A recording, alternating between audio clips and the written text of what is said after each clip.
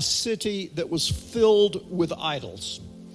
And for a Jew who is brought up to believe there shall be no graven images, you shall have no other gods before me, to see all of these idols, people worshiping them, must have been just a huge emotional shock and a cultural shock. When they had passed through Amphipolis and Apollonia, they came to Thessalonica, where there was a Jewish synagogue. But then the particular charge they bring was a charge that would resonate with the officials because it was the biggest crime possible in the Roman Empire to say someone was king other than Caesar. And this was the number one thing that was always getting the early Christians in trouble, because their ultimate allegiance was always to Jesus and not to Caesar. The discussion was always, when do you stay and take care of the flock that's been entrusted to you? And when do you leave?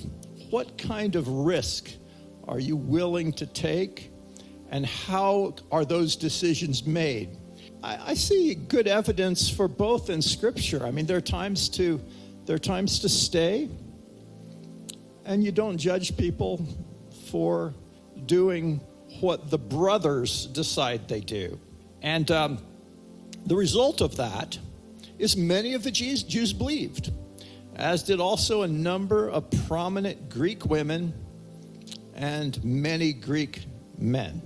And so we see people coming to Christ, and the gospel expanding, both because of the trouble in Thessalonica that drove them to Berea and gave Paul and Silas another opportunity to speak the gospel. So a lot of times, the difficulties that we encounter give us opportunities to serve.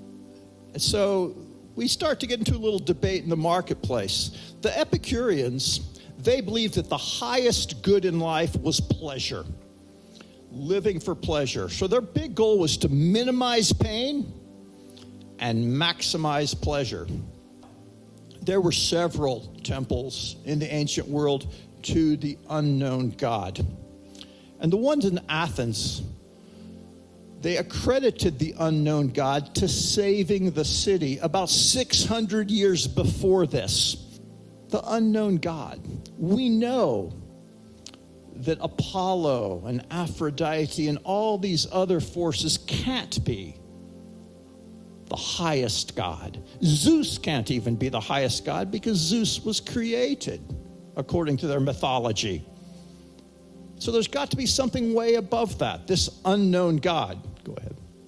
In Paul's plea to them, he hangs his hope on two things. The most important being the resurrection of the dead. There is going to be a resurrection of the dead. Jesus rose from the dead, and that is what our hope is.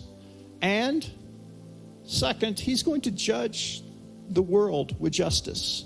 He's going to judge the world with justice, and we can be sure of that, and we better get ready for that judgment. When we look around, what needs to be aligned with God's will? What needs to be aligned with the way we're operating?